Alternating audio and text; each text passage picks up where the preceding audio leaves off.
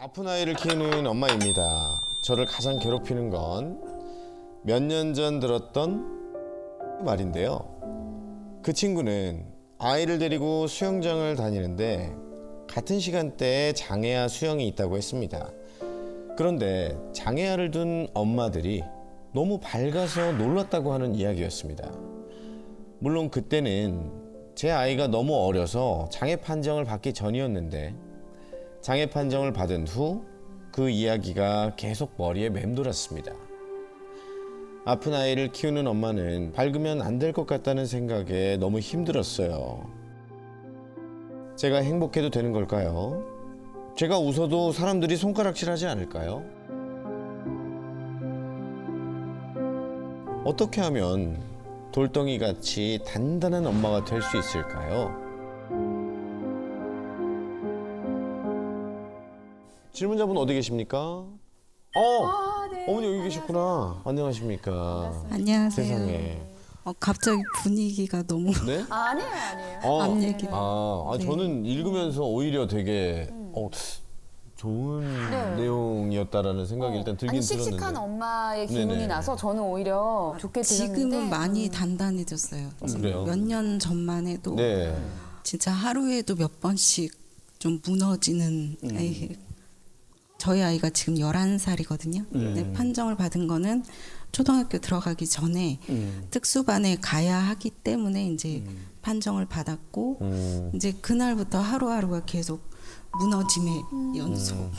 네. 제가 뭐 감히 헤아릴 수는 없지만 제가 듣기로는 선생님의 이 강연을 들으시고 힘든 와중에 힘을 굉장히 많이 내셨다고 해요. 네, 그때가 저희 아이가 1학년 딱 들어갔을 때가 이제 코로나 딱 시작할 때였는데 그때 선생님이 이제 강연을 하시는 걸 제가 우연히 봤는데 방청을 오신 분 중에 장애 아이를 포함해서 3명을 키우는 아빠가 이제 사연을 얘기를 하셨는데 그때 이제 선생님이 하신 말씀이 집에 있지 말고 광장으로 나와라.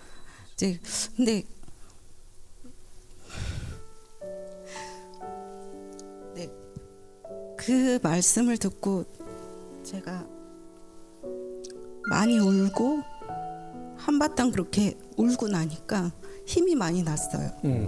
네, 그래서 그때부터 다시 힘을 내서 누가 뭐라고 하든 나는 엄마니까 내 아이는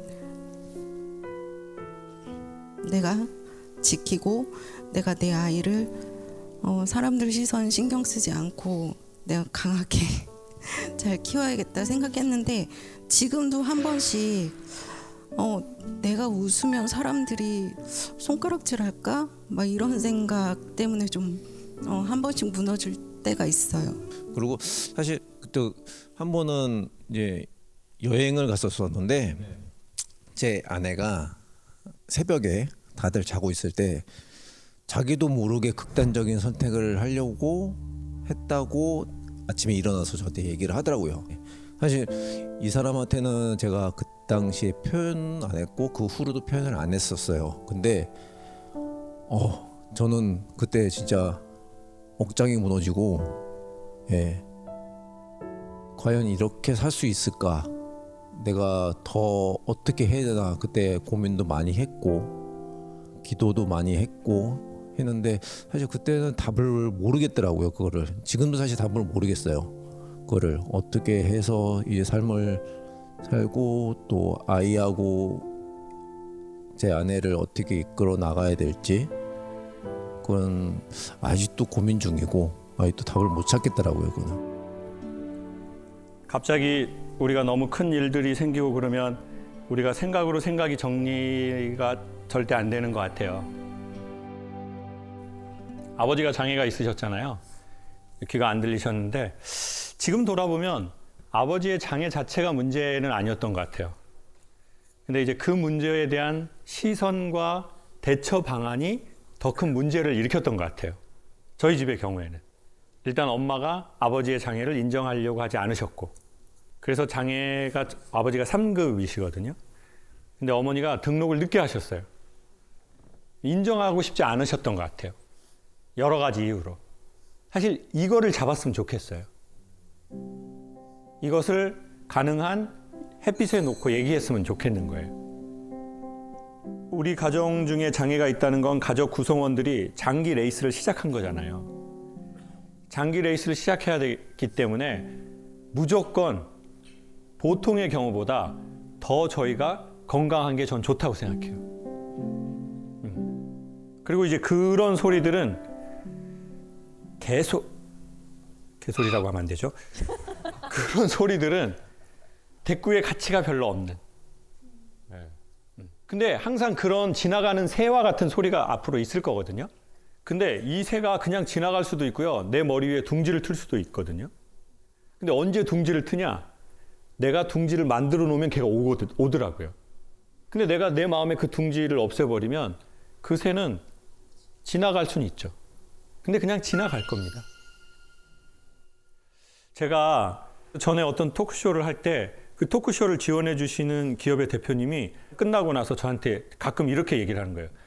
전라도 분인데 겹쳐.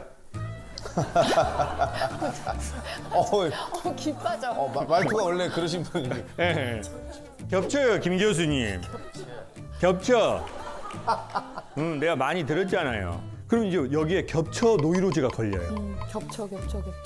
아, 근데 그 얼마나 새로운 걸 할 수 있지? 이미 문학의 기법은 셰익스피어가 다 썼다고 하고, 발레의 기법도 선배들이 이미 수백 년간 다 했는데 발레 어떻게 해야 되는 거야?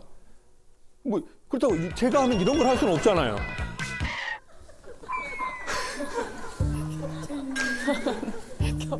겹쳐 로얄 겹쳐 서로. 그 머리에서 이게 계속 도는 거예요. 노이로제처럼. 그래서 힘든 것도 있는데, 근데 또 놀랍게도요, 그렇게 하려고 제가 더 정신을 차려서 제가 좋아진 것도 있는 것 같아요. 이거 하려고. 저희 엄마가 아버지 밥을 세 끼를 차리셨잖아요. 엄마 너무 힘들다고 그랬어요. 근데 아버지 돌아가시고 엄마가 희한하게 살이 엄청 빠지시는 거예요. 엄청. 엄마가 항상 엄마 저 팬티 좀 사가려고 그러는데 뭐 사이즈를 어떻게 해야 돼? 엄마는 쌍X라지 입어. 쌍엑스라지요? XX라지. 2X라지를 엄마가 쌍X라지라고 그러면 이제 가게 가서 제일 큰 거 사다 드리거든요. 엄마가 진짜 허리 36인가 그러셨는데 너무 마음이 아플 정도로 살이 빠져버린 거예요. 아버지 돌아가시고. 누나들한테 물어보니까 엄마가 당신 밥은 안 해 드시는 거예요. 아버지 위해서는 했어요. 하면서 같이 드신 거예요. 그러니까 쌍엑스 라지였었는데 이제는 아버지 돌아가시니까 엄마가 안 해버리는 거예요. 당신을 위해서는. 살이 계속 빠지는 거죠. 걱정되게. 그러면서 어쩌면 엄마의 건강을 유지하게 했던 게 또 아버지가 그래서 또 이게 그런 것도 있나.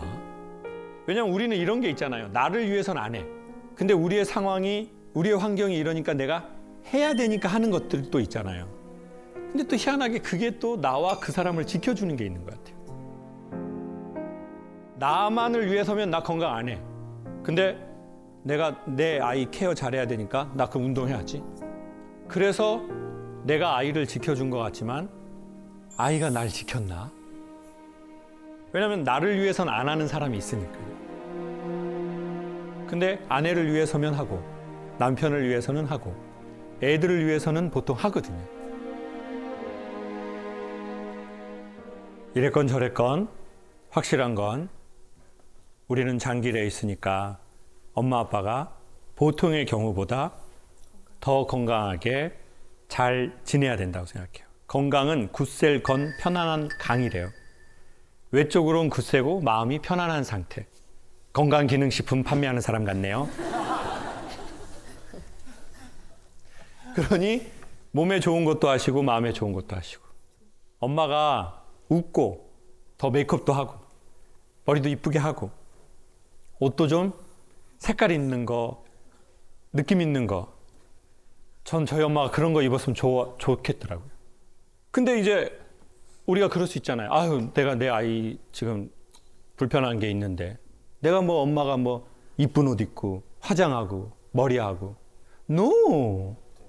아이는 엄마가 이쁘고 화려하고 자기 자신도 가꾸고 그러는 모습을 봐야 자기의 삶에 더 자리를 잘 잡습니다. 안 그러면 생각해요. 나 때문에 엄마가 저러나? 나 때문에 엄마 아빠가 슬픈가?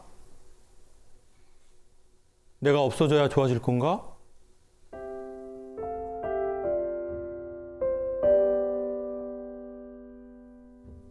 이렇게 충분히 생각할 수 있거든요.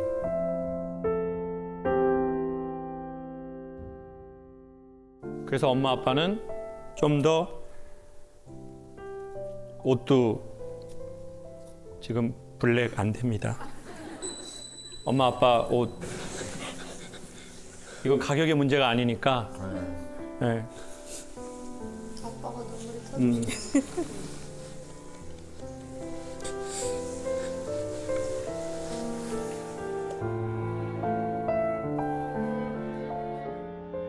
핸드폰 갖고 오셨어요 오늘 혹시?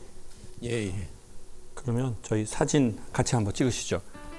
어머니는 준비하신 드레스 갈아입고 오시고 저희 아이랑 모든 가정 건강하시도록 마음 담아서 박수 한 번만 주시죠.